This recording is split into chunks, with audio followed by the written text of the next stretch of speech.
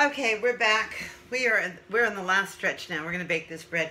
If you're still with me, you really want to bake a piece of bread, a bowl of bread. But I will tell you this, it gets less complicated as you do more of them. So now we have a bread, and it's risen, it's proofed. Nice and big, it's active, it's happy.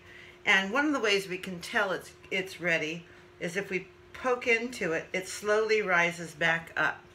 So it wants to regain its shape, and it's coming back to life. Now we're going to get out the spanking hot pan. This is when you get the kids out of the room, and hopefully the dog, mine, doesn't bother you, because everything you're touching is going to be pretty damn hot.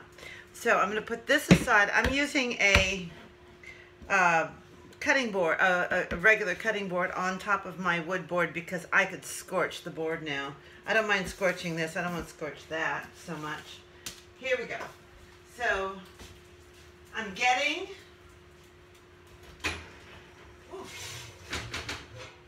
my 500-degree pan out of the oven. That's 500 large. Don't play around with that. What I'm going to do now, oh yes, you can see. Okay, I'm going to open it up, smoking hot, no joke.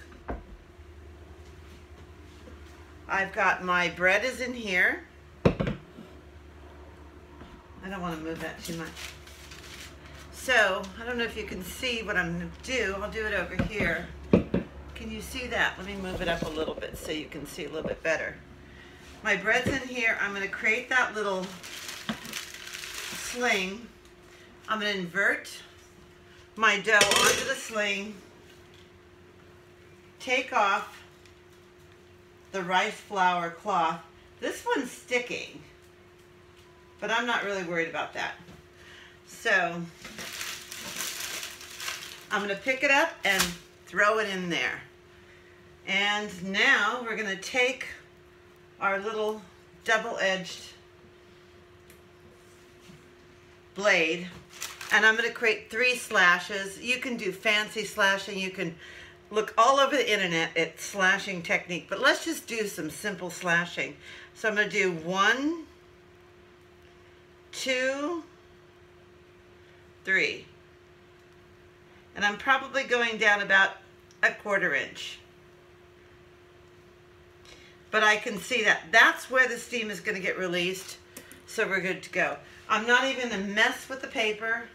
I'm simply going to close it, put it in the oven, bake it for 20 minutes, and then I'll bring it back when we put the rack in. We'll look at it, we'll put the rack in, and then we'll turn down the heat and let it cook a little longer at a lower temperature, just to really cook that dough through. Okay, see you in a bit.